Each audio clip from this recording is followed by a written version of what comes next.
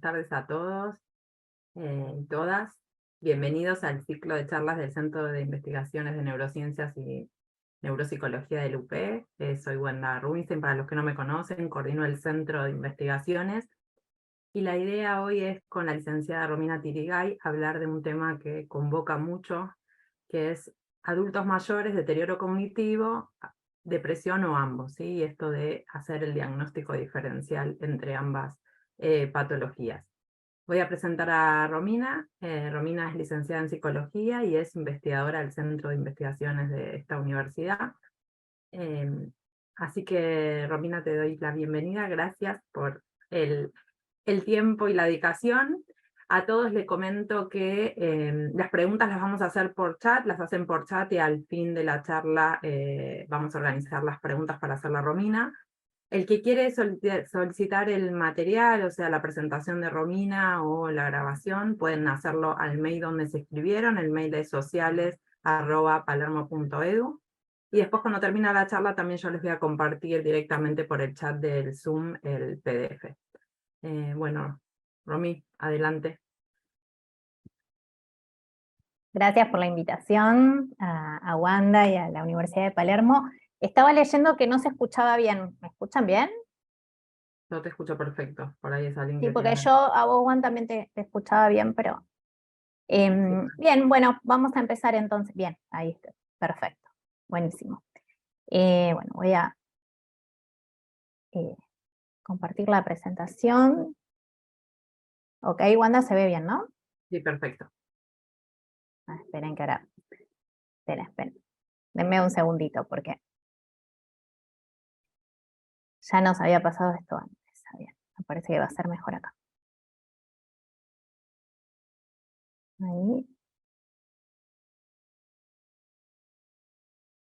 Ahí está, bien. Bueno, entonces, como nos decía Wanda, la idea de esta charla era presentar brevemente algunas cuestiones a tener en cuenta en un área muy difícil que tiene que ver con el solapamiento de dos cuadros que en adultos mayores son muy frecuentes, que muy frecuentemente también a veces aparecen asociados, no siempre, cuando hay sospecha de deterioro cognitivo, cuando hay sospecha de demencia, justamente el diagnóstico diferencial en el que tenemos que pensar los profesionales, los especialistas, es el diagnóstico diferencial con depresión. Entonces, vamos a hablar un poquito de las características de la depresión, específicamente en adultos mayores, de la depresión geriátrica, de cuál es el perfil neuropsicológico, es decir, cuáles son las alteraciones cognitivas que se observaron en episodios agudos de depresión, y después vamos a tratar de diferenciar los grupos principales que nos permiten pensar el diagnóstico diferencial, las comorbilidades en algunos casos, y bueno, también pensar un poquito hacia el final, también lo que tenía que ver con la presentación, con el título de la presentación, que tiene que ver también con estos criterios de alarma y cómo verlos en la clínica. Incluso también, si alguno de ustedes también, no solo como profesionales, sino también muchas veces en nuestra propia familia o personas cercanas. ¿Sí? Bueno, en principio, cuando hablamos de frecuencia de aparición, este es un estudio que se hizo epidemiológico sobre salud mental en Argentina. Pensando cuando se lo pensó en grupos de trastornos, el grupo de trastornos que más aparecía en la población de 65 años y mayores eran los trastornos de ansiedad. Ahora, cuando pensamos en un trastorno, lo separábamos y se individualizaba en trastornos específicos, el más común era el trastorno depresivo mayor. Como ven acá, ¿sí? Un porcentaje de un 7.6. Entonces, ya podemos empezar a ver que es el trastorno con más frecuencia, de mayor aparición, digamos, de mayor frecuencia de aparición y mayor prevalencia en este grupo etario. Cuando hablamos del trastorno de depresión mayor, no lo estamos separando en grupo etario, sino estos son los criterios diagnósticos del DSM-5, los vamos a repasar un poquito en general, pero bueno, tiene que ver con el estado de ánimo deprimido, con la anedonia y la falta de interés en actividades placenteras, cambios en el apetito, cambios en el sueño, puede haber enlentecimiento o puede haber episodios de agitación, sensación de fatiga y de cansancio, el sentimiento de culpa, el sentimiento de inutilidad. Dentro de los criterios del DSM-5 está la dificultad para concentrarse, es decir, se incluye un criterio que es exclusivamente, específicamente, que tiene que ver con lo cognitivo, con los trastornos cognitivos asociados a la depresión, y que los pacientes cuando se presentan en la consulta es algo que les llama mucho la atención y que les preocupa mucho, y por supuesto los pensamientos de muerte o en algunos casos intentos o ideación suicida. Esto es para pensarlo, para situarnos un poco en lo que es el trastorno depresivo mayor en general. Pero yo les decía que hay algunas características especiales de cómo se presenta, cómo es la clínica de la depresión en adultos mayores, ¿sí? La depresión geriátrica. Las mayores diferencias tienen que ver con la aparición de lo que es la sintomatología, como le llamamos más atípica o vegetativa, mucho como una afectación de lo que es la alimentación, como decíamos también del sueño, falta de interés en el sexo, pero mucha menor frecuencia de la sintomatología más cognitiva de la depresión, la que vemos en adultos jóvenes.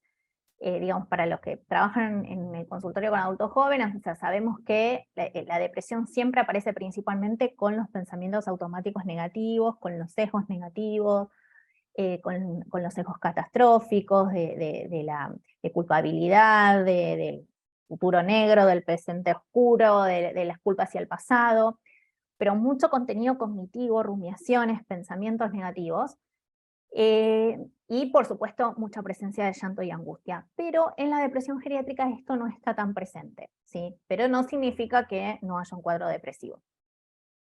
Quizás lo que puede aparecer más a nivel de pensamiento y de preocupación en el adulto mayor es la preocupación por las enfermedades físicas, lo cual también es esperable porque es un periodo de la vida donde hay más enfermedades físicas, con lo cual la preocupación y el pensamiento negativo generalmente está más asociado a estas cuestiones puntuales de la salud. Va a haber más irritabilidad, más retraimiento, más pasividad y no tanta estado de ánimo triste o deprimido, ¿sí? Sino más bien estar más irritable. Y hay una cuestión importante que tenemos que tener en cuenta nosotros como profesionales de salud mental, es esto de considerar que si aparece un paciente, un adulto mayor de 65, 70, 75 años con estas características, este sesgo de que, bueno, es viejo, y sí, obviamente va a hacer menos cosas, es viejo y va a estar más retraído y más pasivo, es viejo y bueno, es lógico que esté bajoneado, entre comillas. Entonces, esta cuestión de la estigmatización y el sesgo que tiene que ver con el viejismo y el edadismo, y de pensar que como la persona ya es vieja, como no tiene razones para vivir, entonces lógicamente va a estar así, y no diagnosticarlo correctamente, y por supuesto que es lo peor, que no reciba el tratamiento que debería estar recibiendo solo por pensar que está así, está angustiado o está retraído solamente por una cuestión de la edad. Eso es lo que más tenemos que tener en cuenta, y la importancia, porque hay cuestiones importantes en lo que es salud mental en adultos mayores. Muy pocas veces, o es mucho menos frecuente, que la primera consulta sea el servicio de salud mental.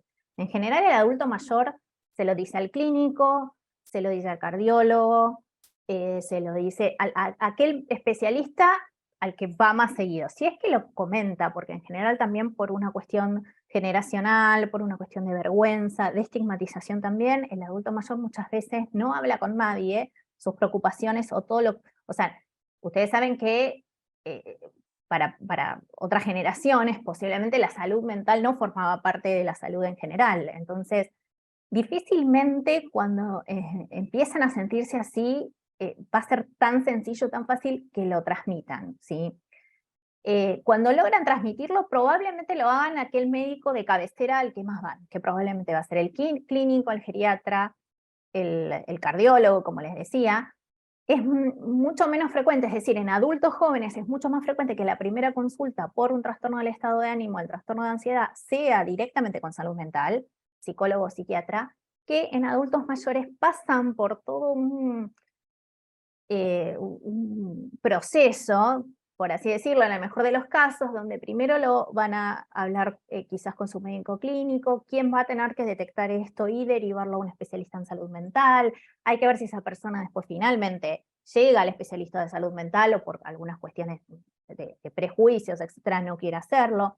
Entonces esto también es importante tenerlo en cuenta. Para el adulto mayor acceder al sistema de salud, específicamente en lo que son servicios de salud mental, siempre es más difícil. Es más largo y es más complicado que para el adulto joven. Bien, entonces, hasta ahí estábamos hablando de lo que es la depresión geriátrica y cómo se manifiesta, digamos, principalmente con estas diferencias con lo que son los adultos jóvenes. Vamos a hablar un poco entonces del perfil neuropsicológico. ¿A qué me refiero con esto? Los estudios describen que el trastorno depresivo mayor, y acá sí no lo separo por edad, pero especialmente en la etapa aguda del trastorno depresivo mayor, se observan alteraciones en las evaluaciones neuropsicológicas. Es decir, hay un patrón bastante específico y bastante claro de cuáles son las funciones cognitivas que se pueden ver alteradas cuando una persona está cursando un episodio depresivo mayor. ¿Qué es lo que probablemente la persona nota y ve afectado en su vida cotidiana? ¿Sí? En este estudio, digamos, están descritas, digamos, las principales funciones afectadas y específicamente en qué y cuáles, después vamos a ver también un poco las diferencias de cuando estamos hablando de un perfil de deterioro cognitivo. Acá lo que estamos hablando es alteraciones cognitivas en un trastorno del estado de ánimo. Entonces, una de las principales afectaciones son en las funciones ejecutivas. Ustedes saben que las funciones ejecutivas tienen que ver con la coordinación general del resto de las funciones cognitivas, del resto de los dominios, ¿sí? Todo lo que tiene que ver con la organización de los pasos para llegar a un objetivo, la planificación, la iniciación de una actividad, el monitoreo de esa actividad. Entonces, las funciones ejecutivas se ven afectadas en las personas con depresión, ¿sí?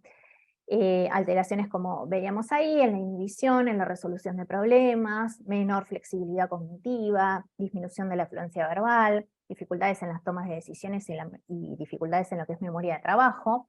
¿Sí? Entonces, en estas pruebas, y estos que son los déficits del lóbulo frontal, ¿sí? los trastornos de tipo frontal, del prefrontal, estas pruebas son las que se ven disminuidas respecto de lo que sería esperable para edad y escolaridad en las personas con depresión. Y esto es lo que ven también afectado en su vida cotidiana, ¿sí? La dificultad para hacer planes, para llevar a cabo los planes que quizás podrían llegar a tener o a considerar, la rigidez, muchas veces en esta cuestión también perseverante de los pensamientos negativos y las rumiaciones. Bueno, ahí están nombrados, digamos, los principales test que se utilizan para evaluar estas funciones y que pueden llegar a tener rendimientos disminuidos, como la fluencia fonológica, el Trace-Making Test, el test de cartas de Wisconsin, el test de las Torres de Londres, ¿sí? Que evalúan, son pruebas neuropsicológicas que evalúan los distintos aspectos de las funciones ejecutivas. Por otro lado, por supuesto la atención se va a ver afectada en el trastorno depresivo mayor, lo que después va a terminar afectando también la memoria, pero entre que va a haber un enlentecimiento psicomotor en general, con lo cual la velocidad de procesamiento va a ser más baja que lo esperable para la edad. Va a haber un déficit en la atención sostenida, ¿sí? Hay como una cuestión de las dificultades como para poder inhibir los estímulos irrelevantes del entorno para poder concentrarme en lo que tengo que hacer, es decir, el sostenimiento de la atención. Eso se va a ver afectado, con menor afectación o sin afectación directamente de lo que es la atención focalizada y la atención selectiva, que es buscar la capacidad de poder buscar estímulos específicos, digamos, a partir de un estímulo blanco, poder encontrar esos estímulos específicos. Entonces, como les decía, esto también lo podemos ver mucho en lo que los pacientes describen y en su vida cotidiana también, esto de estar como demasiado focalizado, demasiado perseverante con los pensamientos negativos, las rumiaciones, las preocupaciones, genera esta dificultad muchas veces para poder focalizar la atención y sostener la atención en actividades de la vida cotidiana, empiezan a tener fallas en su desempeño laboral, además del estado de ánimo deprimido, ¿no? Lo cual también empieza como a provocar esta cuestión de como del círculo vicioso donde más empiezan a preocuparse porque empiezan a tener fallas, con lo cual más aparece esta sensación de frustración y de fracaso.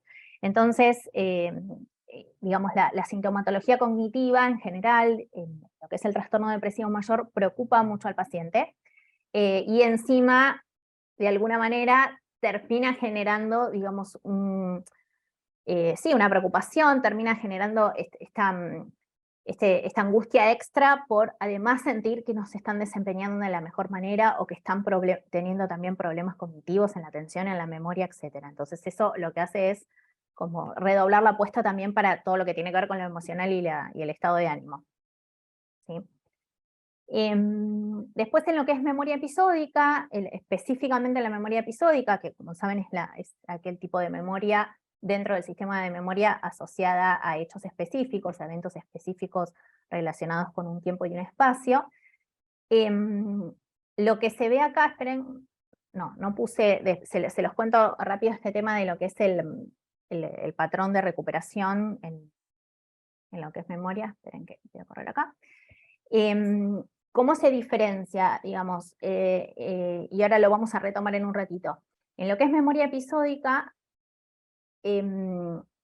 específicamente, como les decía, vamos a ver después qué pasa con lo que es memoria semántica, pero la memoria episódica está más afectada en la depresión. Pero con un patrón nésico, es decir, cómo se desempeña el paciente en esos test de memoria es distinto, la forma en que aparece la alteración, vamos a decir, es diferente a lo que aparece, por ejemplo, en una demencia tipo Alzheimer, que ahora lo vamos a retomar después. Pero el patrón nésico es el de recuperación. ¿Qué pasa? La falla acá, dentro de lo que es el sistema de memoria, tenemos 3 etapas y 3 procesos, ¿sí? La codificación de la información, es decir, cómo la organizo, cómo la ingreso al sistema. El almacenamiento, o sea, es decir, per se el archivo de la información, el guardado de la información, y la evocación de la información, es decir, cuando necesito recuperarla, ir a buscarla de ese archivo y tenerla presente al momento en que la necesito. Mientras que, me estoy adelantando, pero mientras que en las personas con deterioro cognitivo cortical, con demencia tipo Alzheimer, el problema está en el guardado de la información directamente no se guarda. En las personas con trastorno del estado de ánimo, el problema es en la recuperación. ¿Y esto cómo se ve?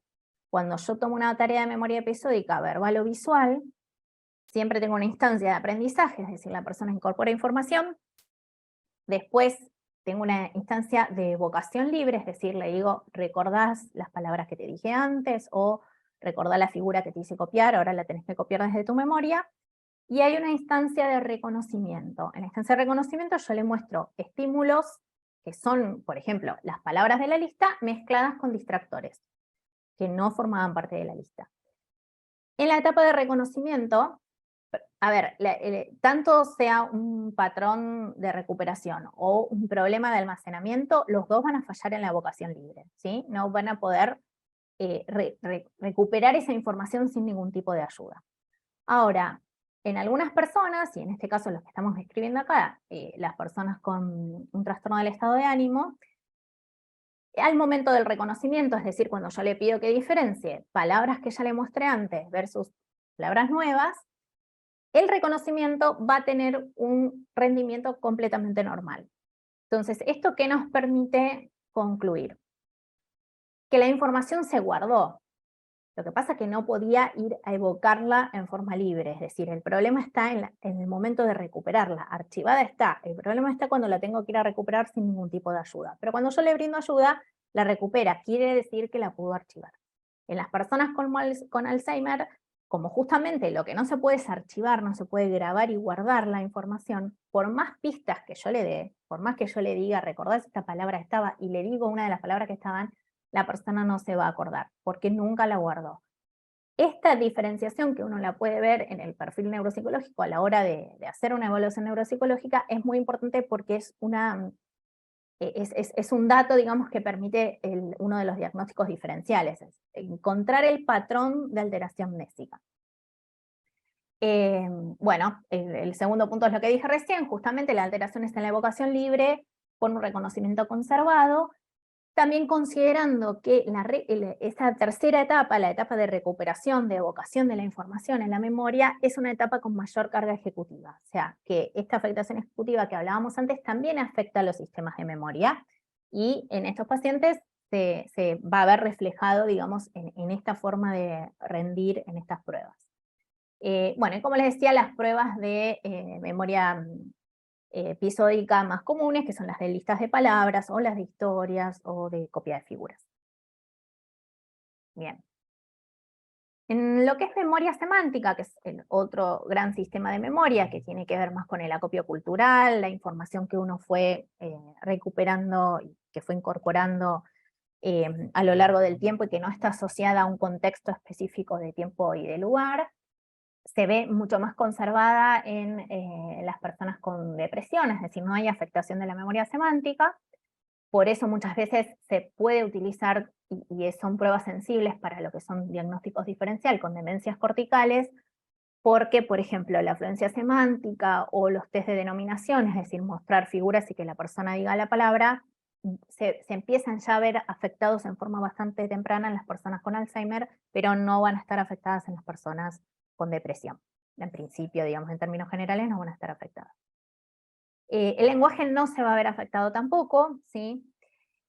Puede haber quizás una baja fluencia más por una cuestión del lentecimiento. La prueba de fluencia es decir palabras que empiecen con determinada letra en un minuto, o decir palabras de determinada categoría en un minuto. Entonces, justamente como son pruebas tiempo dependientes, si la persona está lentificada puede ser que tenga un rendimiento más bajo, pero porque es una prueba cronometrada.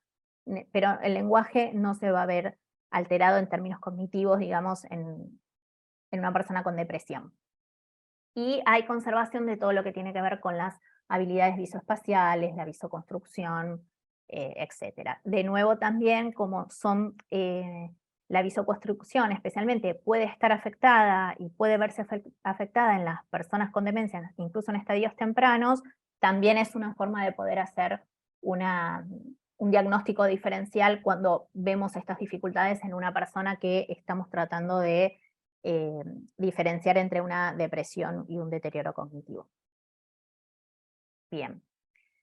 Entonces, para resumir acá y para que quede más claro, entonces las principales diferencias, que después las vamos a retomar, tienen que ver con los patrones en memoria episódica, tiene que ver con la conservación del lenguaje, de la visoespacialidad, la visoconstrucción y de la memoria semántica. Mientras que la atención y las funciones ejecutivas, probablemente quizás a veces en los deterioros corticales la atención no se afecte tan de entrada, pero sabemos que en la depresión sí, y las funciones ejecutivas sí quizás pueden estar afectadas también en ambas. Bueno, cuando pensamos entonces en estas cuestiones de comorbilidades, diagnóstico diferencial, diferencias entre grupos de pacientes, podemos empezar a pensar, digamos, como pacientes distintos que podrían presentarse, ¿no? Casos distintos que nosotros podemos ir viendo. Ni siquiera forman parte de un espectro, porque no necesariamente no es un espectro que va desde la normalidad hasta la demencia severa, porque no siempre la evolución es esa, pero lo podemos pensar como grupos de pacientes, como grupos de pacientes con una clínica distinta a cada uno. Entonces tenemos a un adulto mayor normal, con queja subjetiva de memoria, que cuando uno lo evalúa, no hay un correlato objetivo de esta queja, ¿sí? No hay alteraciones cognitivas. Ahora lo vamos a ver en detalle. Tenemos también a un adulto mayor con depresión, que tiene sintomatología cognitiva por estar deprimido, como vimos recién, las que acabamos de ver recién en la diapo anterior, pero que no tiene demencia. Podemos también tener un paciente con depresión que eventualmente y a futuro, desde una perspectiva longitudinal, esa persona después desarrolló un deterioro cognitivo, una demencia. Es decir, la depresión se presenta, cuando uno puede hacer la lectura posterior, por supuesto, se presentó como una fase preclínica de la demencia tipo Alzheimer. Y después tenemos al paciente con demencia, ya moderada y severa, una demencia ya diagnosticada, un deterioro diagnosticado, que además puede presentar síntomas de depresión, pero con particularidades, ¿sí? Probablemente haya más de estas combinaciones, pero les traje las principales como para que empecemos a pensar este solapamiento que yo les decía al principio de estos cuadros. Y tengamos herramientas, digamos, en la clínica para tratar de pensar al paciente y pensar en términos de diagnóstico, de pronóstico y de tratamiento. Bueno, entonces, el primer caso era una persona, un adulto mayor normal con queja subjetiva de memoria. El tema de la queja subjetiva de memoria es súper importante, es algo al que le tenemos que prestar mucha atención.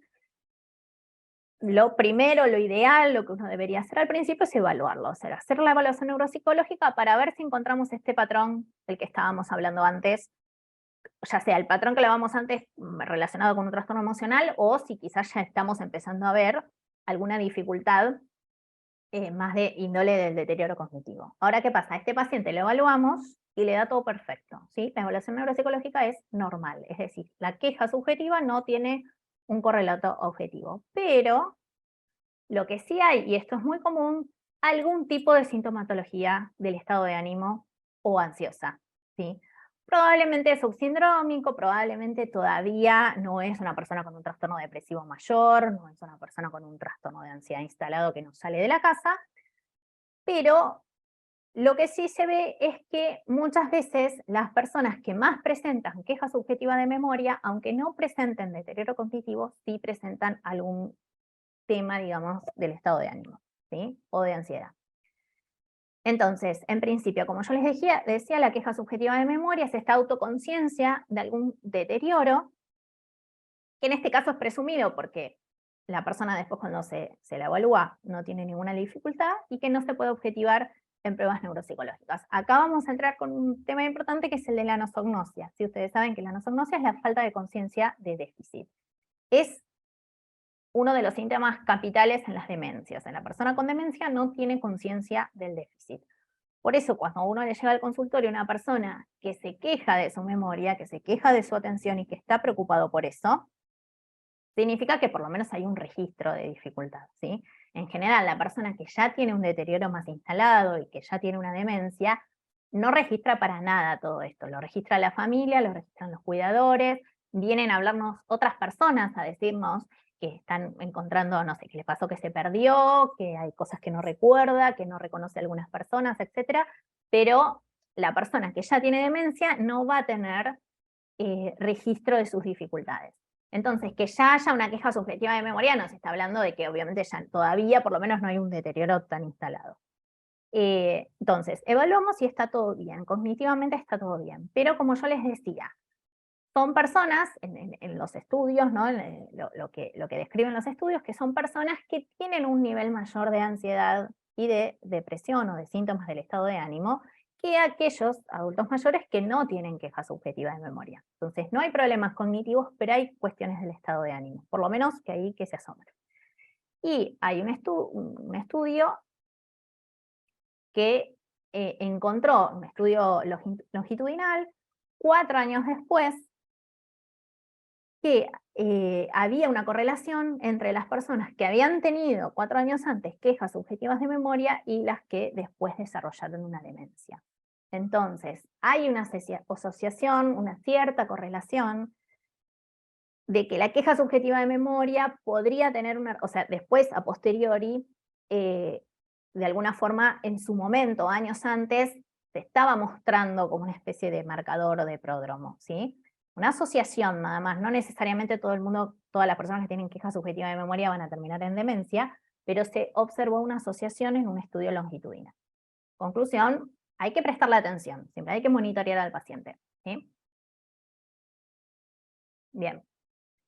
Vamos con el segundo grupo del que habíamos hablado, que era el adulto mayor con depresión, que tiene sintomatología cognitiva objetivable en pruebas, como habíamos visto antes, ¿sí? Todas las pruebas que evaluaban y los problemas, las alteraciones cognitivas asociadas a la depresión, pero que no tiene demencia, ¿sí? Es lo que antes se llamaba pseudodemencia, como si como si los trastornos cognitivos de la depresión simularan una demencia, pero sin serlo. Entonces, ¿cómo lo diferenciamos? Porque aparte son adultos mayores. Entonces, como veíamos recién, justamente una de las herramientas que tenemos para diferenciar si se trata de un cuadro depresivo con alteraciones cognitivas propias de la depresión o si se trata de una demencia es a través de la evaluación neuropsicológica y del perfil específico neuropsicológico que el paciente presenta. Y algunas otras herramientas más que vamos a ver después. Principalmente los estudios que se hacen son sobre demencia tipo Alzheimer. No podemos generalizarlas, los distintos tipos de demencia tienen perfiles neuropsicológicos diferentes también, pero a los fines de esta clase vamos a hablar, cuando hablamos de demencia en general vamos a hablar de Alzheimer, ¿sí? Porque justamente es el más frecuente y el más estudiado, especialmente en lo que es diagnóstico diferencial con depresión. Entonces, ya les había contado antes, algo les adelanté, mientras en el patrón cortical que tiene la demencia tipo Alzheimer, el problema está en el almacenamiento, ¿sí? De lo que es la memoria, el problema está en el almacenamiento, en el patrón subcortical o depresivo, el problema está en la recuperación de la información. En la demencia tipo Alzheimer va a haber anomias, es decir, no va a poder llegar a la palabra justa cuando quiere nombrar algo, y esto se va a ver conservado en la depresión. Esto en términos de lenguaje. En cuanto a las funciones ejecutivas, ambas tienen alteraciones ejecutivas, así que eso no nos va a servir para diferenciar. El span atencional, muchas veces en lo que son los dígitos directos y repetirlos directamente, muchas veces las personas con Alzheimer, especialmente en fases tempranas, no tienen grandes dificultades con esto, pero sí puede haber dificultades en las personas con depresión justamente por la falla atencional. Las fluencias verbales van a estar descendidas en ambas, un poco por lo que yo les decía antes, por la cuestión del enletecimiento en la depresión. Esto es importante, o sea, siempre los que nos van a servir más como guía y a los que más le tenemos que prestar atención son justamente aquellas funciones en las que hay diferencias. Entonces, el razonamiento abstracto en la demencia tipo Alzheimer se va a ver alterado, la conceptualización, pero no en la depresión, esto que tiene que ver más como con la inteligencia cristalizada. Y lo mismo con las habilidades visoespaciales que pueden empezar, y la visoconstrucción, que pueden empezar a alterarse ya en una demencia tipo Alzheimer, pero no deberían estar afectadas en la depresión, ¿sí? Entonces, cuando yo estoy, bueno, acá lo tenemos lo mismo, pero en un cuadro, cuando yo estoy con este paciente que decíamos antes, que es una persona con depresión, pero que presenta alteraciones cognitivas notorias y objetivables en la evaluación, más allá de ver solamente que la persona tiene descendido el desempeño, descendido el puntaje Z, bueno, tiene algún tipo de deterioro cognitivo, tengo que ver el perfil, es decir, qué es lo que tiene afectado. Y según ese perfil, hacer esta diferenciación y saber si se trata entonces de efectivamente una depresión con deterioro cognitivo, la mal llamada pseudodemencia, o efectivamente un deterioro, por ejemplo, tipo Alzheimer, que está en una fase temprana. Bien, entonces, una herramienta entonces tenía que ver justamente con este perfil neuropsicológico y la observación más cualitativa además del mismo, ¿no? ¿Cuáles son las funciones alteradas? Por un lado, entonces, un poco lo que yo les decía antes, las quejas subjetivas de memoria, este tema de la anosognosia, es mucho más frecuente cuando la persona tiene una depresión geriátrica que cuando tiene una demencia. O sea, como yo les decía antes, la persona con demencia no va a tener quejas subjetivas de memoria porque no va a registrar los problemas en la memoria y en la atención. Con lo cual, si hay mucha queja y mucho registro, nos va a permitir llevar un poco más la balanza para la depresión.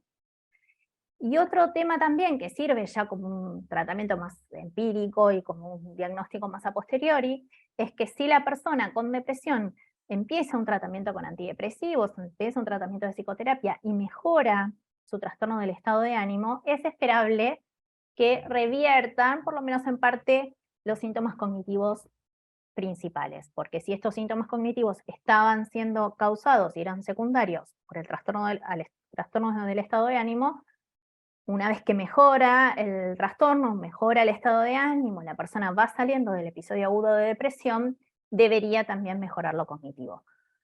En cambio, cuando se trata de una demencia tipo Alzheimer, por más antidepresivo, por más terapia, por más que la persona esté con un humor fantástico, en eutimia y sintiéndose bárbaro, y no haya ningún tipo de afectación emocional, las alteraciones en la memoria van a seguir estando, ¿sí?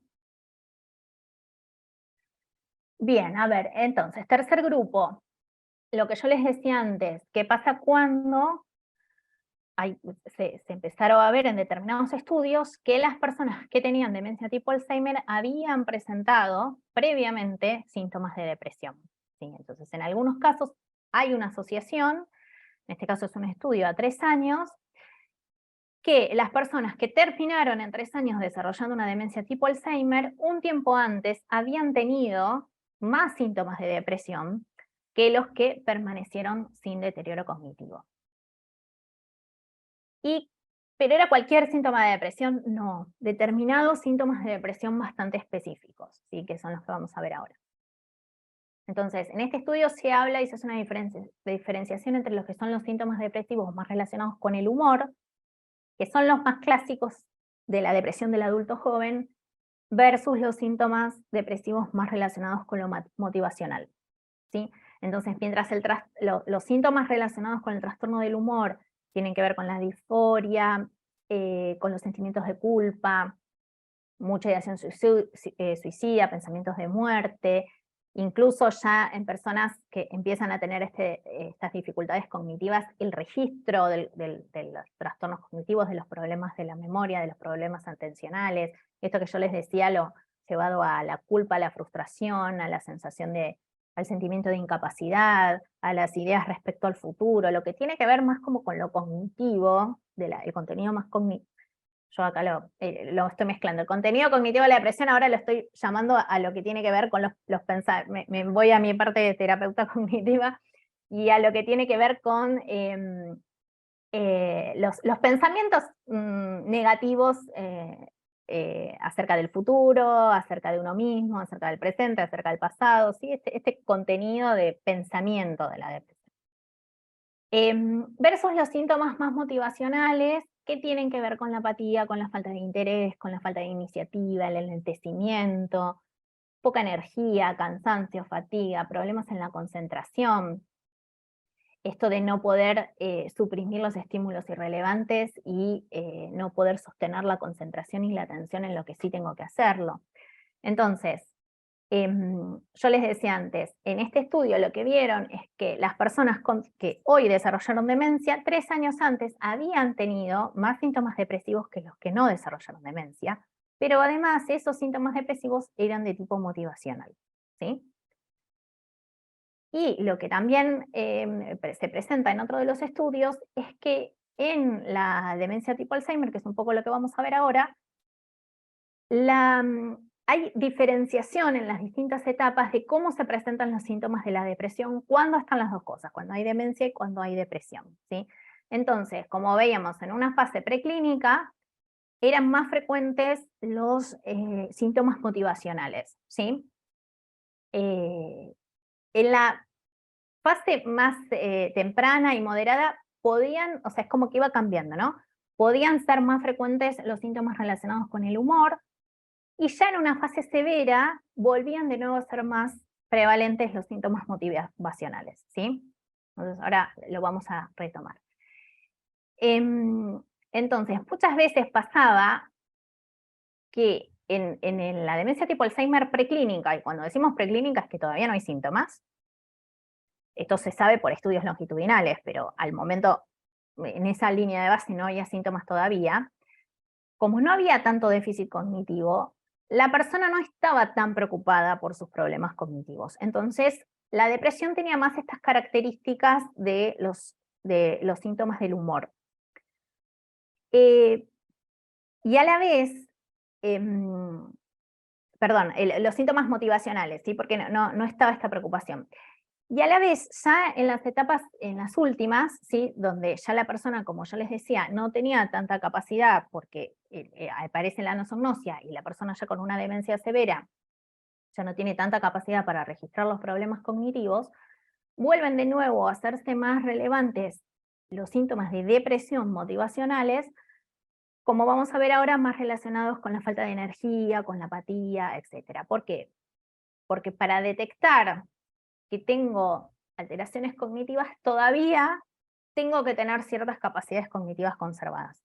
¿Sí? No sé si es medio como trabalengua, ¿sí? Pero para poder sentir y expresar que tengo estas problemáticas, lo puedo hacer hasta cierto punto. Después aparece la nosognosia, ¿sí?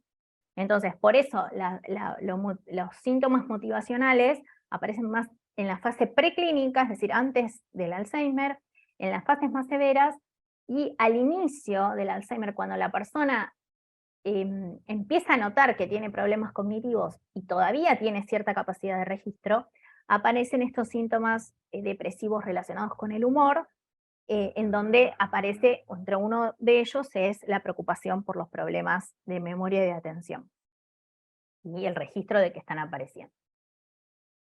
Bien.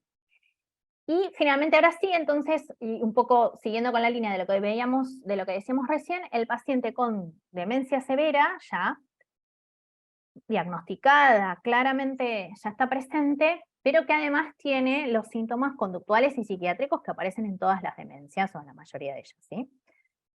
Y acá empiezan a aparecer también algunas cuestiones un poco más paradójicas, ¿sí? ¿Cómo se comporta la depresión cuando hay demencia?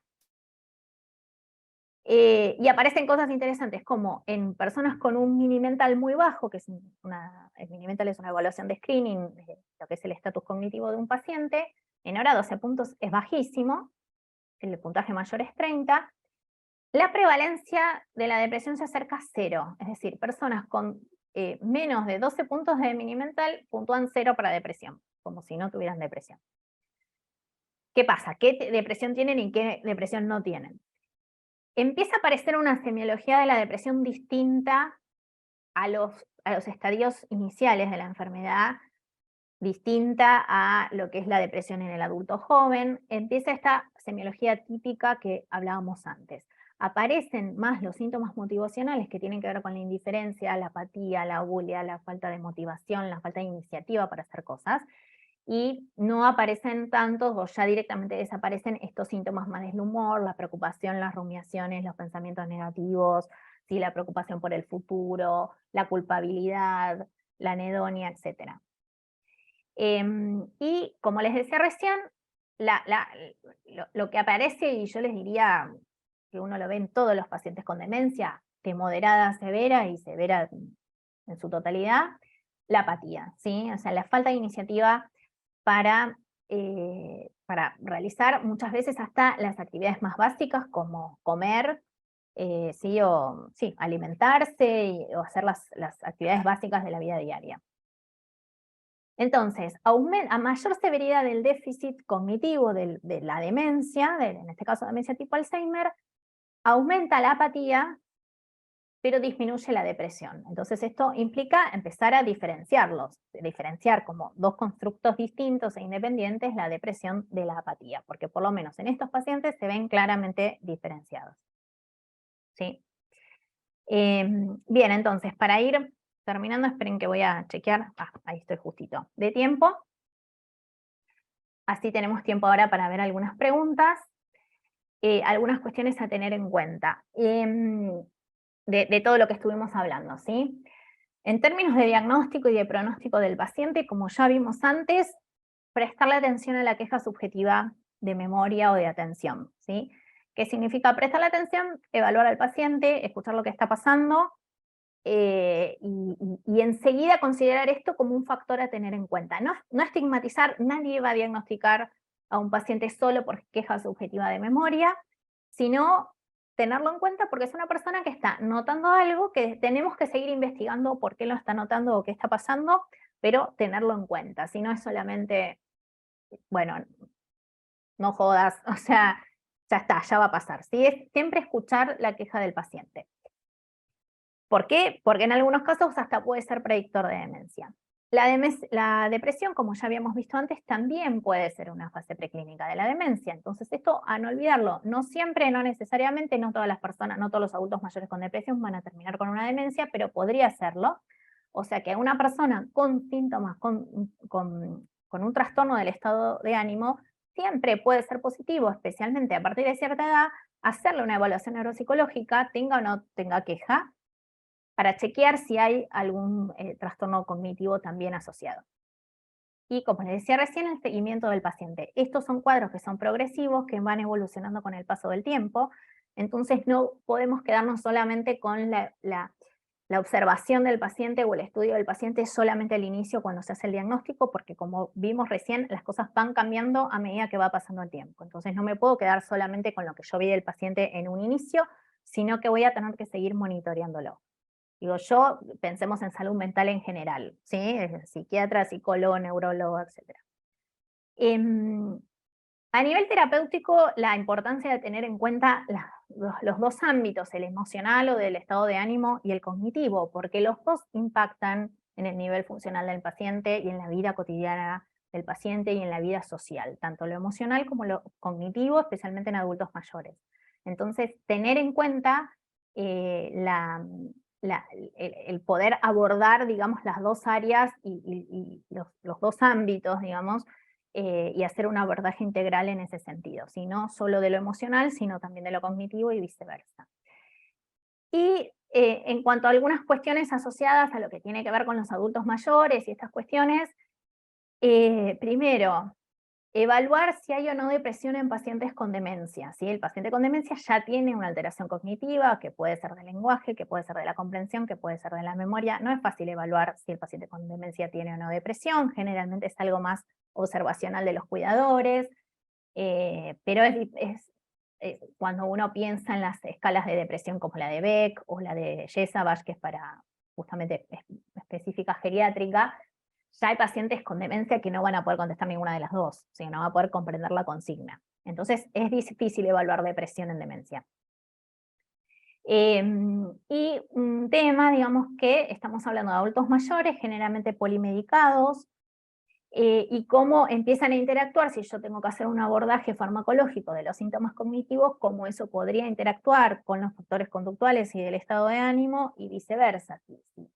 Muchas veces los psicofármacos que se usan para personas con trastornos del estado de ánimo o alteraciones psiquiátricas afectan la cognición. Entonces eso es como una dificultad extra que se agrega, ¿sí? Entonces, frente a la pregunta del inicio, no creo haberla respondido, pero por lo menos lo que nos tenemos que llevar como conclusión, no sé si puse, no, ahí está, ya venían las referencias. Lo que nos tenemos que llevar como conclusión, principalmente creo que tiene que ver con escuchar al paciente, monitorearlo a lo largo del tiempo, incorporar a la familia como para hacer este rechequeo doble de información de lo que es la queja del paciente y lo que observa la familia, y principalmente eso, monitorearlo a lo largo del tiempo, porque no son cuadros que quedan estáticos, sino que vamos a tener que probablemente vamos a terminar sabiendo qué era años después. Muchas veces esta pregunta quizá uno se la puede responder un tiempo después. Así que, bueno, si querés, Wanda, empezamos con las preguntas. Bueno, gracias, Romina. Siempre sigo aprendiendo de vos. Yo dije, ay, todo esto ya Wanda lo resabe.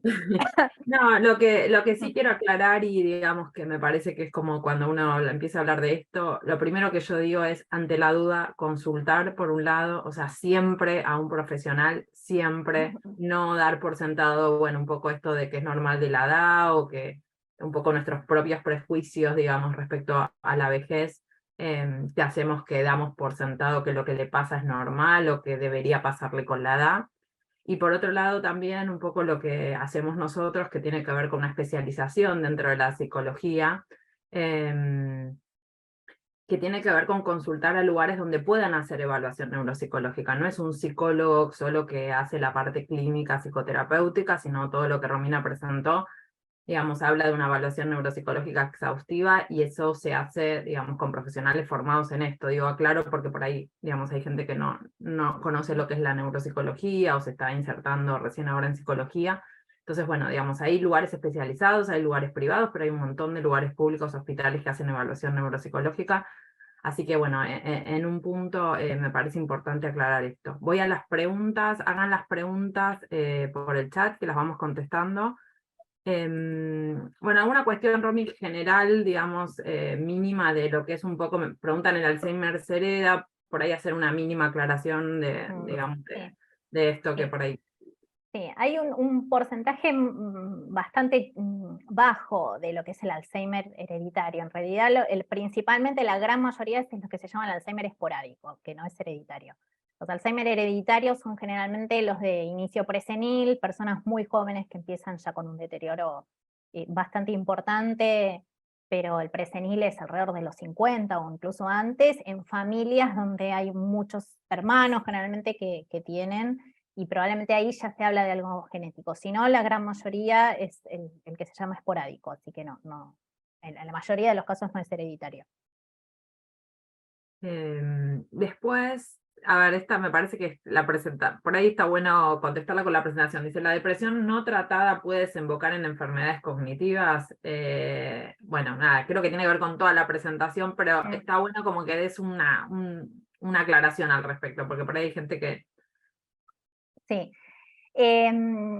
A ver, un poco cómo habría que pensarlo quizás en un paciente en particular. La depresión no tratada sí puede generar problemas cognitivos. En sí, uno podría pensar que la depresión no tratada obviamente va a hacer que el paciente esté cada vez más encerrado, cada vez más aislado y menos conectado desde lo social y con el mundo exterior. Que eso, bueno, voy a poner el ejemplo de la pandemia, ¿sí? Del aislamiento por la pandemia. Que empezó también como a generar que todos estos cuadros también empezaran a tener sus características particulares. Yo no sé si, no podría decir que genera un deterioro cognitivo, pero sí que va a empezar a empobrecer las capacidades cognitivas de esa persona. Si esa persona iba igualmente a tener un deterioro cognitivo, probablemente se va a terminar gatillando, como pasó con el aislamiento en la pandemia, de personas que tenían una vida, podríamos decir, normal, especialmente adultos mayores, que a partir del aislamiento de alguna forma se precipitaron probablemente cuadros que igualmente iban a estar, porque la pandemia no generó Alzheimer, pero que se adelantaron, se precipitaron o se mostraron como una forma más evidente debido al aislamiento. Entonces, no podríamos decir que la depresión no tratada causa deterioro cognitivo, pero sí empobrece mucho las capacidades de conexión con el entorno social, con lo cual esa persona va a estar menos entrenada intelectualmente, socialmente, va a hablar menos, va a verse mucho menos, no se va a ver exigida, digamos, esto de tener que mantener una conversación con otra persona, de tener que sí, principalmente lo veo mucho desde lo social, ¿no? El impacto de la depresión en lo que son las interacciones sociales, y seguramente eso va a generar que en este aislamiento y en este empobrecimiento de las relaciones sociales, quizás la persona pareciera, empezar a parecer que está teniendo también un deterioro cognitivo. Después, en el caso puntual, podría ser que además lo tenga, pero se podría empezar como a simular, como hablábamos antes, esta pseudodemencia. Me parece importante también aclarar que, digamos, digamos, en las enfermedades, bueno, digamos, todavía hay muchas en investigación, pero por ejemplo en Alzheimer digamos, lo que hablamos de biomarcadores, digamos, esto de desarrollo de la enfermedad ya se sabe que es 20 años antes de que aparezca el cuadro clínico, para entender que, como dice Romina, podría desarrollarse o no, pero eso no va a depender de, digamos, que no haya o haya estimulación cognitiva, sino que esto se va, digamos, es una enfermedad que ya está instalada, digamos, el tema es cuando aparece el cuadro clínico de esa enfermedad. Entonces, en ese sentido, no es que, digamos, la depresión va a generar un Alzheimer, digo, como para diferenciar. Claro. Si la pregunta era la depresión no tratada va a desembocar en enfermedades cognitivas, bueno, digamos, esto si se va a desarrollar la enfermedad, ya, digamos, están los marcadores para que se desarrollen, más allá de que haya una estimulación o más allá de que hayamos pasado una pandemia, los adultos mayores hayan pasado una pandemia y no hayan tenido contacto social, estimulación cognitiva, etcétera. Hay una pregunta, digamos, está relatada extensa, pero digamos, habla un poco de la relación un poco entre personas que tienen trabajos nocturnos, esto de alteraciones un poco del ciclo del sueño y los problemas cognitivos. Yo lo que puedo decir, aportar, no sé, Romy, si querés, digamos, desarrollar algo, es que en realidad lo que se vio es que las personas que tienen, digamos, en sus hábitos, digamos, ciclos del sueño alterados por las cuestiones laborales, lo había leído un estudio en azafatas, por ejemplo, digamos, tienen mucha más probabilidad de tener depresión, con lo cual haciendo la relación entre, digamos, problemas cognitivos y depresión, lo que se ve es que justamente, recuerden, la depresión trae problemas cognitivos, con lo cual si por el tipo de trabajo tienen alteraciones del sueño, y esto genera trastornos de estado de ánimo, van a tener más problemas cognitivos. Por otro lado, por suerte, hoy hay mucha información y mucho más prevención respecto a lo que es la importancia del sueño también en lo cognitivo. Me parece que hay toda una línea que se está desarrollando muy interesante. Digamos, hay más conciencia de la importancia de la cantidad de horas que tenemos que dormir, etcétera. Así que bueno, esa es la relación que yo de un estudio que había leído, me parece. No sé si Romy querés algo. No, no, tampoco estoy tanto en tema, pero sí, lo pensaría por ese lado, sí.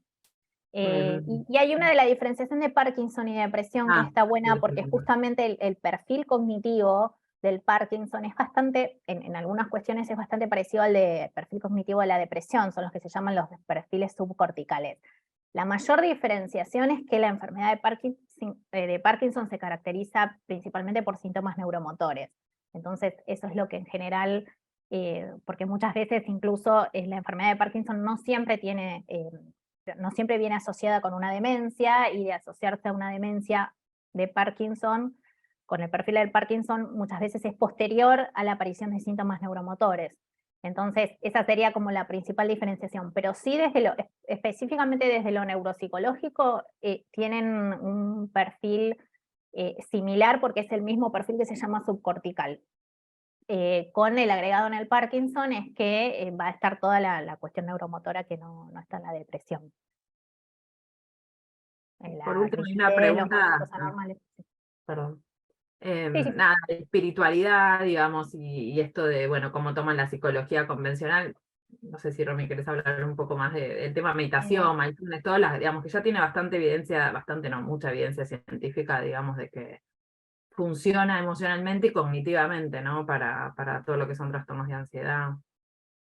Sí, totalmente. Sí, que tiene que ver también incluso, considero, con el respeto a las creencias del paciente, y especialmente también si hablamos de adultos mayores, que, digamos, la espiritualidad, digamos, hoy por hoy quizás la viven distintas las nuevas generaciones que quienes hoy son adultos mayores, que quizás lo ven más desde una cuestión de la religión, o de la liturgia, así que sí, como veía que hablaban por ahí de que somos seres biopsicosociales, justamente el abordaje va a tener que ser integral, y todo lo que sirva como recurso, como herramienta, como estrategia, bienvenido. Totalmente. Bueno, hubo algunas consultas personales, pero cuando es casos personales, digamos, no contestamos. Digamos, después, si quieren, nos pueden escribir por mail y contestamos alguna pregunta particular. Ahí les mandé, Romy, gracias por compartir la charla, así que les mandé el PDF. Tienen las referencias bibliográficas por si quieren ver los estudios. Ahí está el PDF, y si quieren ver la grabación, pueden pedirla al mail de la Universidad de Palermo, sociales@palermo.edu. Bueno, gracias. Seguimos con las charlas del Centro de Investigaciones de Neurociencia y Neuropsicología. Esperamos que les haya gustado, te están agradeciendo. Gracias por conectarse a todos. Y nos vemos la próxima. Va a haber varias charlas más, así que los esperamos.